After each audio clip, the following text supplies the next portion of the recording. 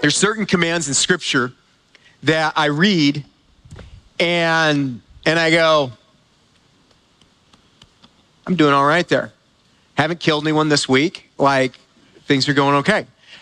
There's other commands that I read and I go, oh no. Well, I don't like this one. Or this is extremely challenging for me and I'm very convicted. And this is a command, you guys, that I find that there's a lot of struggle in my own life with this one. There's a lot of moments this week as I chewed on this section and just overwhelmed with all the information, but really getting to the heart of the fact that this is not where it needs to be. And so as we talk about this command of Sabbath, boy, did it hit me. I mean, if you know me, I don't slow down much, like in just my makeup. And in fact, there was a lady, my wife was doing her hair at our house, and it was a day off. And I think the lady asked my wife, does he ever stop moving? Because I just have to go. And so when there is a command that essentially says stop, it's really tough. And so let's look at this command together and let's just ask like God to reveal something. Cause man, it has a lot in my own life. And so here it is. God is speaking. It's the voice of God. The people are there. They're in fear as they're listening to these commands. And we get to this fourth command. It says this in Exodus chapter 20, verses 8 through 11. It says, remember the Sabbath day to keep it holy. 6 days you shall labor and do all your work, but the seventh day is a Sabbath to the Lord your God. On it you shall not do any work, you or your son or your daughter, your male servant or your female servant or your livestock or the sojourner who is within your gates. For in 6 days the Lord made heaven and earth, the sea and all that is in them, and rested on the seventh day. Therefore the Lord blessed the Sabbath day and made it holy. Okay, so this is interesting, right? Like he's just said, do this, don't do that. But then all of a sudden, this command is to what? It's to remember. It says, remember the Sabbath. Now, why is it a command to remember the Sabbath? Because the Sabbath is already there. Right? It's already a practice. It's already something that God has initiated all the way back in Genesis 2. When you go back to the creation account where God is creating the world, in Genesis chapter 2, verses 1 through 3, it says, thus the heavens and the earth were finished, and all the host of them. And on the seventh day, God finished his work that he had done, and he rested on the seventh day from all his work that he had done. So God blessed the seventh day and made it holy, because on it, God rested from all his work that he had done in creation. So God created Sabbath. He created it. And the Hebrew term for it is Shabbat, which literally means to cease or to stop, or to rest. And so God stops and rests on the seventh day. Now, why did he do that? Well, he wasn't tired, right? He wasn't exhausted. He's like, oh my goodness, I finally did it. I breathed out this planet, these stars, all these things. Oh my goodness, I just need to take some time for me. Like, no. He sat back, he rested, and he celebrated what he'd done. He took delight in his creation. Like he delighted in it. And so he's stopping, he's resting and delighting. And in so doing, he built into the very fabric of creation this rhythm. And so Sabbath is built into the life of God's people ever since creation. It's something that our bodies, our minds, and our souls were designed to practice. And so God's people have been doing this ever since creation. And for Jews, it's been 24 hours from Friday evening to Saturday evening at sundown. And so it's this rhythm, and it's a gift in Scripture long before it's a command.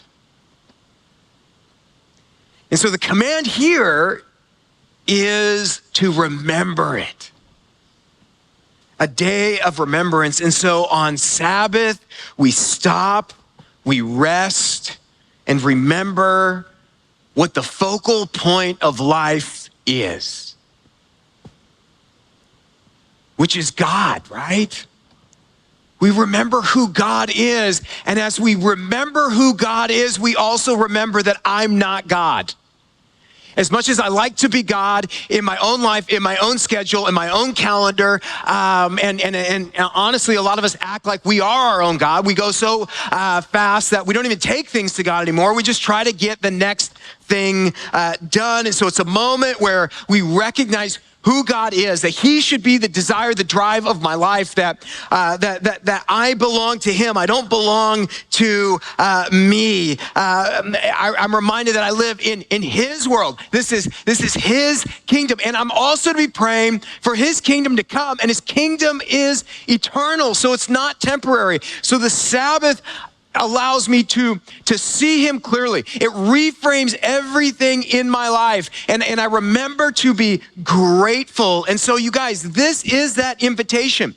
As we think about how our lives can so quickly become out of balance, this is built in to realign everything in our lives to Jesus. And not only that, like created into your humanity is a desire for it. Like we long for this. Like if I said, how many of you want rest? Right? I mean, we're over and over and over and over again. That's what I hear. I need some rest. I just need some rest. I need a break. And so deep into who you are in creation, literally, is this desire for rest, this desire for Sabbath. And that's why, you guys, we love the idea of Sabbath. I mean, I announced last week, I'm going to be talking about Sabbath for the whole gathering. And last week, you clapped. Why did you clap, right? You're like, I don't know. I'm terrible at this, but we need it. I want it, you know? Like, I need this in my life. And so it's crazy how we love the idea of Sabbath. We all talk about the rest we need, and yet we don't actually practice it. Why? Because if we Sabbath, we have to stop. We have to rest from working. We have to rest from achieving and accomplishing. And you guys, we live in a culture of productivity, don't we? And so everything that we are being told, taught, discipled in is saying, you need to go harder, you need to work harder, you need to go at a faster pace, you need to read this book on productivity. Here is a life hack in how to get more hours in your day, how to be more efficient. And listen, you guys, if you think I'm preaching to you, look at my bookshelf. We're headed out of town today for spring break, and the first book I picked up to pack was a book on productivity. So I threw it down, and I just said, get behind me, Satan. I was like, no, I'm preaching on Sabbath today. Like, you have no business, right? But like that, I didn't think about it. I literally went, oh, this will help me do more. Like, because that's what I need. And so this is literally baked into our culture, into our society. We fall right in alignment to it, right? In all these different areas of our lives. And Scripture calls that being conformed to the pattern of this world. which ultimately leads to my desires themselves becoming distorted. The actual things that I'm trying to accomplish, going after, those things start to become distorted. And so we end up with this culture that we find ourselves in. It's really a Western culture. It's really an us problem. When you travel around the world, you're actually encouraged, and you come back here and you go, oh, like we're a mess. Like, why is that? Because we are literally addicted to hurry. We have to be hurrying. In one sense, we're saying, I need rest, I need to find rest, and yet at the same time, we cannot stop. We're addicted to hurry, and we have to keep moving, and we have to find something else to do. Like literally, if you have to stand in line somewhere or you get a moment to pause and reflect, what do? You pull up your phone, and you're like, all right, I gotta do some stuff, I gotta think about some stuff, I gotta read this, you can't even be still in any kind of environment. You're addicted to this pace. Your brain it's constantly needing things, and don't you dare have slow internet. Right? I mean, that is and so that's how we're programmed, and we're just living in this. And so we're addicted to hurry, but then also because we're a culture of productivity, our identity becomes what we do and what we achieve and how much we can accomplish, which then leads us to what? Idolatry. That's my value. That's how I get opportunities. That's how I grow. That's how I advance. That's my worth. And so my work becomes my life, or my relationship status. My kids become my life. And so then all of a sudden, what is driving my life? Well, in my career. I gotta climb, I gotta do this, I gotta achieve that, I gotta get to this level, I gotta get to this title. So we experience that in career, in business. My goodness, we experience it in relationships. We experience it in parenting. If you're a parent, oh my goodness. We're addicted to, literally, our kids have to achieve this. Our kids have to arrive at this. We got to give our kid every opportunity. And if they're invited to anything, or they're offered anything, or if they make some team, we have to say yes. Everyone just say no. Just right now, say it out loud. Didn't that feel good? Right? Some of you parents, you're like, I've never said that. Wow. It is life-giving. We say it all the time, right? I don't know any parent, I've got, I don't know how old they are, 11, 9, 6, I think. And we've never said, hey guys, why don't you just pick the time you want to go to bed tonight? Let's see what happens. This is school night. We'll see what happens, you guys. And eat whatever you want, right? So I've been saying no for a long time, but it is crazy how the culture that I'm in tells me my kids need to be doing all of these things. And then I have to keep doing. And it's all these activities, it's sports. I mean, it's these things. And I'm just like, there you go. We got to do more. We got to keep up. And because I'm being discipled by my culture and my digital device, I'm reminded of what everyone else is doing, the opportunities they're getting. If I'm a parent, I'm being reminded of the success their kid's having and the opportunities they're getting that mine aren't. And so I'm holding my kid back. And I'm not like them. And I'm not giving, and we do the same thing, I gotta find myself, I gotta figure myself out. And so my identity is the stamps on my passport, the amount that I can experience for myself and become this version of myself. And I go down this road, and oh my goodness, is that a road? And you want to go into that atmosphere, the self-actualization and the self-help world. I mean, that is endless. Go into Barnes & Noble and just check it out, right? And it'll lead you down this trail of all of these things that you must do. And so what happens is our desires are reoriented, and not only that, we give our lives over to these things. I give my life over to a boss. I give my life over to a story that may not even be the story that God has for me. I give my kid over to this sport, this coach, or this person, and I just like, there you go, right? Like, and we do this in all these areas of our lives, and ultimately, it's like you're handing away your discipleship. And what it also shows me is I'm living like everyone else in my life, my neighbors, some of my friends, some of my coworkers who like, God's not even a priority in their life, but my life looks no different, but I try to get to church. So we're the same, except I try to get to church. But here's also the challenge with that. Once my desire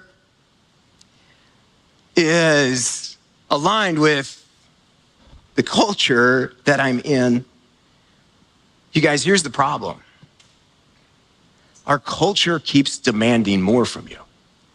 Like, it doesn't stop. It doesn't slow down. Like it doesn't say, hey, you need some time. Like, no, it says, no, you have more need. You have greater need. You got here. Well, now you need to get here. And now here's an opportunity that will help you there. And it's going to demand more of my time. It's going to demand more of my money, my resources, all these things. Right? Like, culture keeps saying you need more. And the problem is this. We fall into it because when are your desires satisfied? They're not. Like they're not. Like, remember what I shared last week? My desires on this planet are not going to be ever satisfied. Why? Because my heart is beating to be back in the Garden of Eden with God for all of eternity. Like, it's literally created into the fabric of my being that I want to be with God in perfection for all of eternity. So anything less than that is not going to satisfy. And so here we are in this state of chronically unsatisfied desires. And even when we get what we want, what we prayed for, what we desired, it turns out that it wasn't enough. That's why in Ecclesiastes 1:8, literally the writer says, the eyes aren't even satisfied with seeing, and the ears are not satisfied with hearing. Like, nothing can satisfy us. And so what does that mean? What does that look like when we're in this state of go, go, go, where our priorities, our desires, they're disoriented, they're in alignment with all these things around us, but we can never solve the problem. It keeps taking us down further and further along this road, on this journey. The pace picks up, the demand is harder, and even when I have moments of success, there's something that reminds me that it could be more. I'll tell you what this leads to. It's what we're in, this chronic state of restlessness. Guys, we are just restless, aren't we? But we keep going back.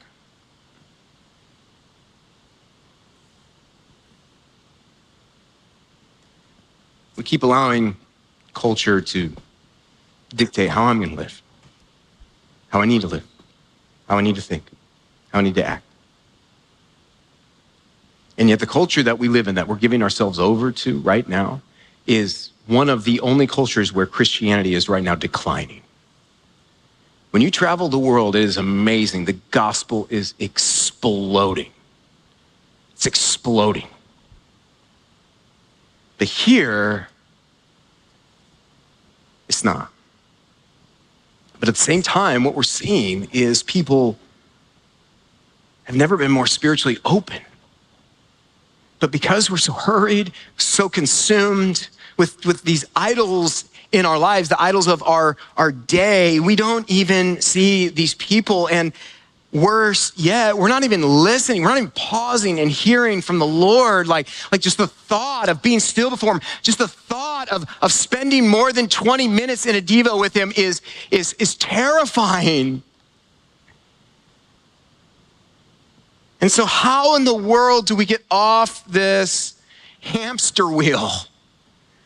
Right? We're just like this hamster, just round and round.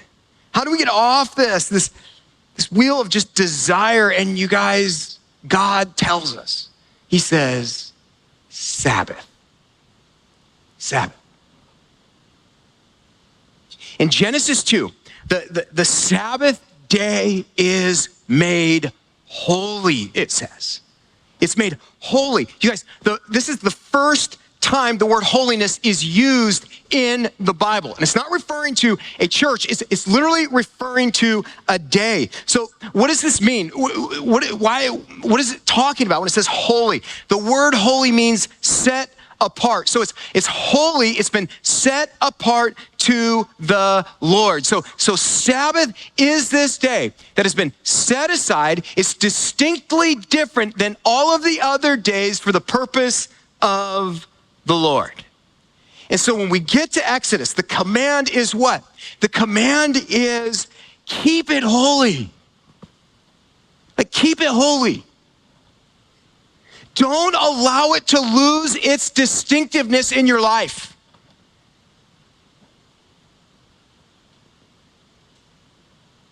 And so what does that mean for us? Like, to have a holy day a day that's set apart, that's distinctly different from the rest of the days in my life. What does it look like to have a day that is dedicated to the Lord? Well, in Scripture, man, we just read it's a day where we stop, where we rest, where there's renewal in our lives. There's a renewal in our relationship with the Lord. There's a renewal in the relationships that he's called me to steward, invest in.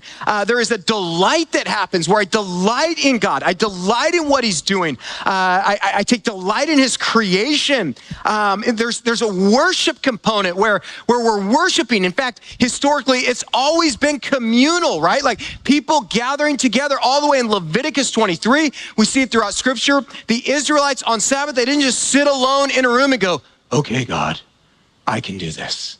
Like no, there was community. And so they would come together, they would worship together as a community. So there's worship, not only with other people, but individually. You're taking time to just worship the Lord for who he is. And so it's a day when I focus on being versus doing.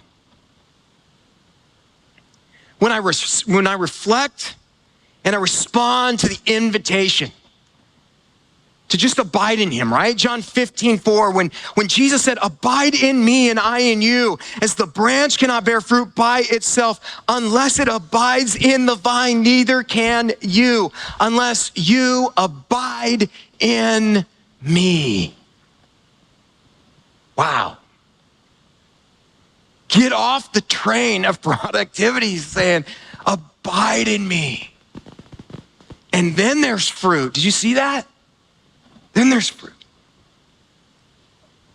And what this teaches us, you guys, is Jesus, man, he's the point, he's the purpose. Colossians 1 reminds us, right? It all exists by him, through him, and for him. And so Sabbath is this opportunity where I get to reprioritize, reevaluate my desires and go, are my desires resting on Jesus? And I get to do that, but then also I get to put the other desires in their proper place, which is beneath him.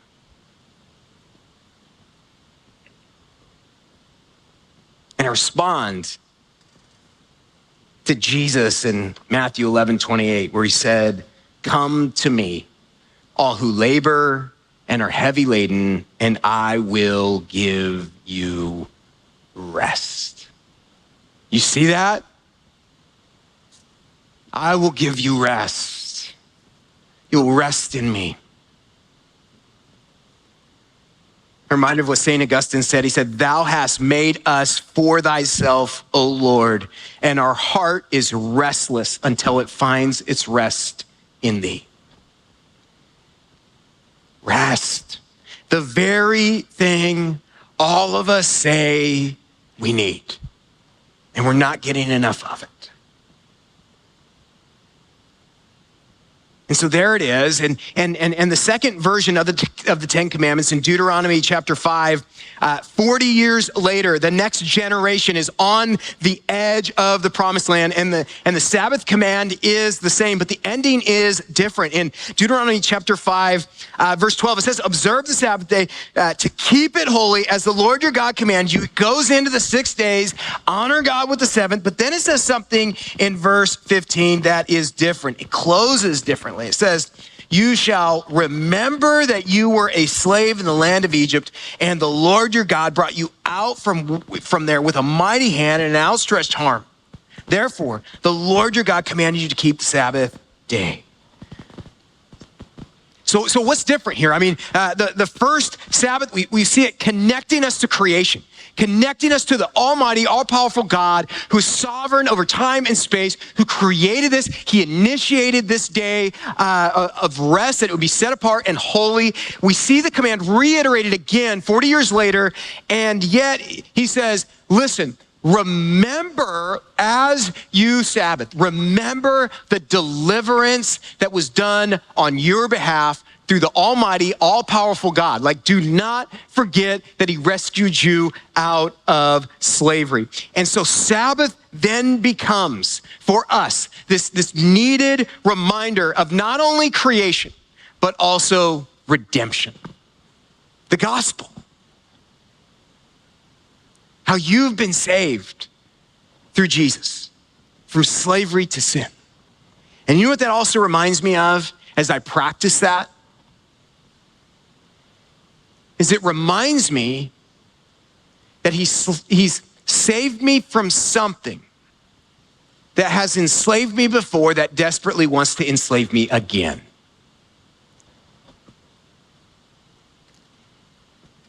And so it reminds me, don't you dare go back to this way of living and being that defined you before Jesus. He saved me from that. Remember what that was like, and remember that the culture of your day is gonna try to pull you back into that. Like, it's not like, oh, good, you found Jesus in your Sabbathing, way to go. Like, no, like it's trying to get me back. It's trying to say, no, like fall back in line. Like fall back in line with the way we do things. And so like when we think about you guys, where we're at, like we live in an anti-Sabbath culture, don't we? I mean, it's not like, oh, hey, have space. It's like, no, I want to take Sunday from you. Okay, like Sunday is no longer this communal day of rest and worship. I mean, like Sabbath is not the Lord's day. It's become my day. It's a Steve day, right? It's a day where I just get to think about things I want to do. And man, I've been trying to get to these things. And I mean, when you think about like most people's Sunday, well, one, most people don't go to church. Right? Like, I don't know what the ratios are in Eugene, Springfield, but I mean, you know, typically 8 or 9 people you ask, or 10 people, 8 or 9 of them are going to be like, I don't go to church. Okay. Like, I don't do that. Right. So then it's like, okay, so what does it look like for the people that like try to go to church? Right. Well, here's how it looks for us. And listen, this is not the shame game. All right. Like I've been shamed all week by this passage. Okay, and that's not his goal. That's not his purpose, right? Like he doesn't shame us. He brings things to light to show us there's a better way. And he invites us into the better way and he shows us what's off so we can respond, right? That's grace, isn't it? Isn't that love? So listen, if you're feeling that way, just receive the grace from the Lord and know that he wants to bring some things up in our lives because it's not working, is it? Like it's not working for us. Like, and you think about like most people's Sunday, right? It's like that go to church. It's like, hurry up and get there. And we get here and we're like, I made it. Like I made it. Oh, we're here. We're only like 5 minutes late, God. God, you're so good. We did it. Right? So one, we're like, oh my goodness, like I made it. And then it's like after the gathering, which is like, I don't know, hour 15, hour 30, then like what do we do? We're like, all right, well now I have to go get this done. I have to go shopping. Oh, there's a pretty important football game. Gotta watch that. And then, oh my goodness, the weeds are crazy. It's springtime and everything in Oregon just grows. So I have to get to the weeds. I've got to mow the lawn. And then, oh my goodness, like my clothes for the week, they're not ready. I got to do laundry. And our kids, we have those three things, right? So they're all scheduled differently. They're all doing this. He's doing that. They're going over there and they're doing this. And so how are we going to do that? How are we going to get to all these places? There's only two of us. We're in the New Testament. I don't have multiple wives. So how are we going to do it? Right? I can't make it work. And then not only that, if I'm hyper productive, I'll get to some emails, maybe look at my calendar. Some of you super spiritual, meal prep. And then we get to shut it down with that show that we have been wanting to binge watch for so long, right? And then we go to bed, still tired, right? We get up, still tired. And I go, I don't know. That doesn't seem to be Sabbath. That doesn't seem to be a holy day. A day that has been set aside for the Lord. What that looks like is an American Sunday with church attendance. That's what that looks like. And what it sounds like is church is another thing I'm trying to just fit in. And we even talk like this, right? Like when people invite us to something, or we've got an activity or a sporting event, we're like, I got to get to church. I got to figure out when I'm going to try to get to church, or if we can, right? And then it's literally it's just another to do. It's I did it. And it's just, God calls us to something so much more, so much greater.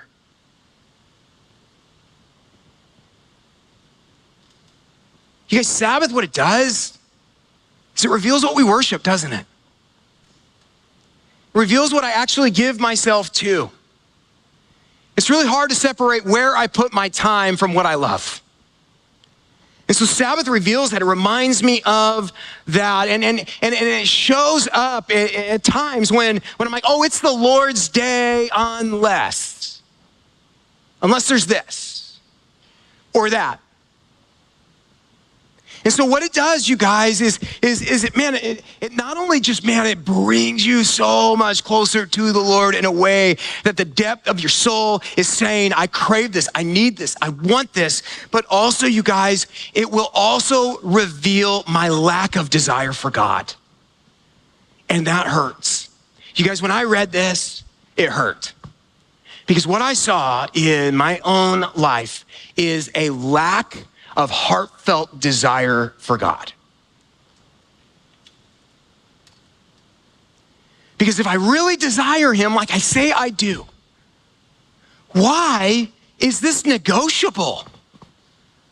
Why am I willing to just give that day over to whatever is most productive, the best opportunity, the best thing that's gonna help us align with culture?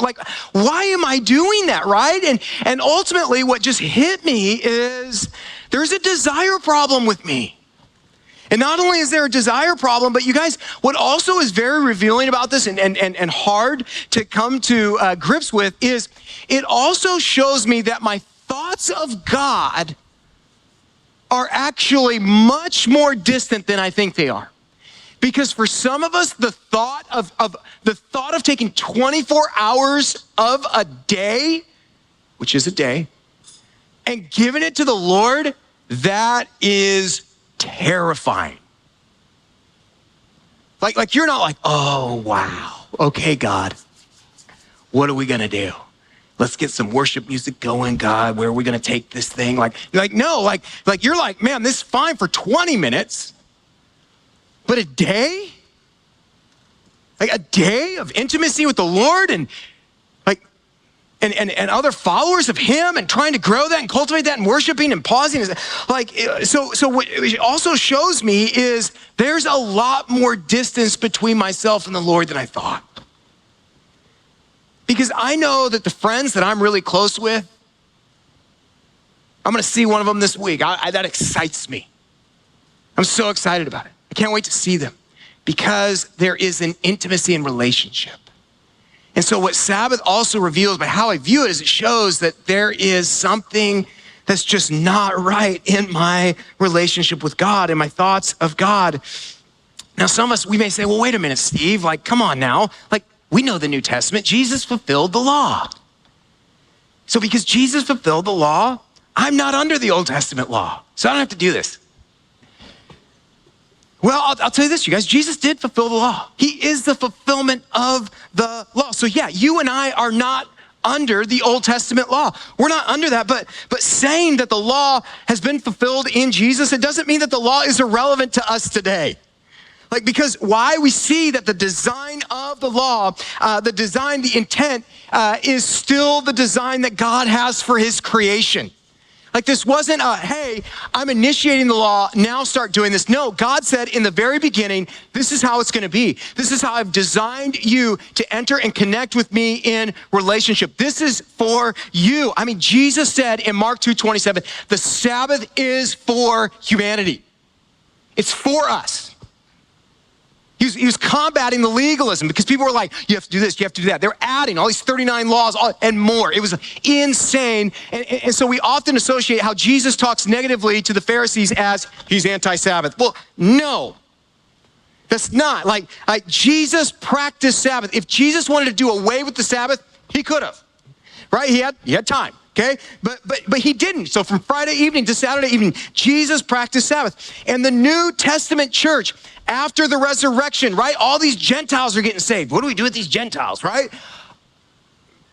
Well, they're all getting saved, and Jesus has resurrected from the dead on a Sunday. And so Sunday becomes the day that they observe the Sabbath, and we call it the Lord's Day. And they moved it from the last day to the first day of the week.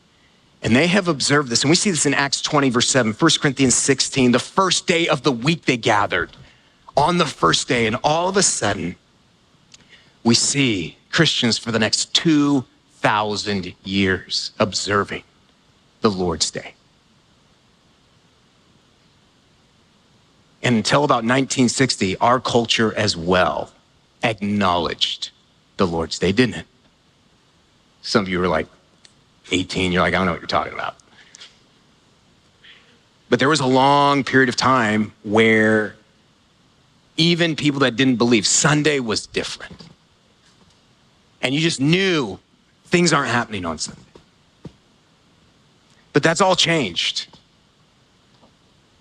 And I want to encourage us with this because some of you like, man, I'm not in control of my schedule. Like I do this work, I work in emergency services, or I do all these things, or maybe you're like a college student and there's just certain things, there's rhythms of life that are out of control. I would just encourage you with this. Like we're not bound by a specific day. In fact, in Romans 14:5, Paul says, one person esteems one day as better than another, while another esteems all days alike. Each one should be fully convinced in his own mind. Okay, so it's not like one day only. If you have a unique job where you work on like Sundays, like you're not disqualified. I would just say, man, find the day that works best for you, where you can do that. Now Sunday is usually the best because it is also the day in which we gather together and worship together, which was a part historically of Sabbath. And so for you, what does it look like to set aside the Lord's Day? What does it look like to practice Sabbath for you, for your life? Well, first and foremost, it means stop. It means rest. Right? Rest from your work. Rest from just being consumed with work. Don't be hurried. Take a day where you're not running around, where you remove yourself rest. Take a nap.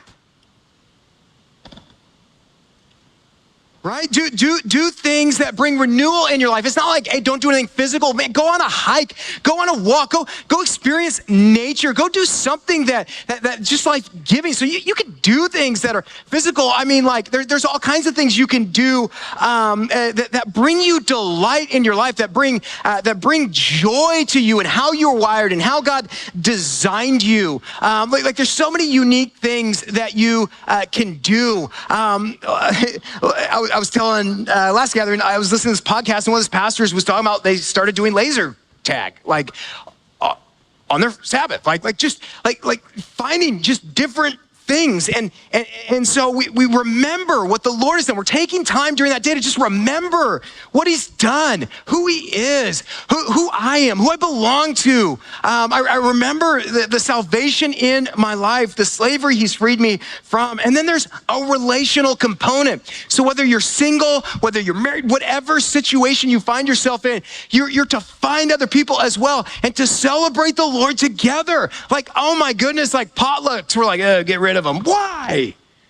Those are great. Some of the best food I've ever had in my life is from someone I'll never meet. Like they just put it on a table and I went, where did this come from? Right?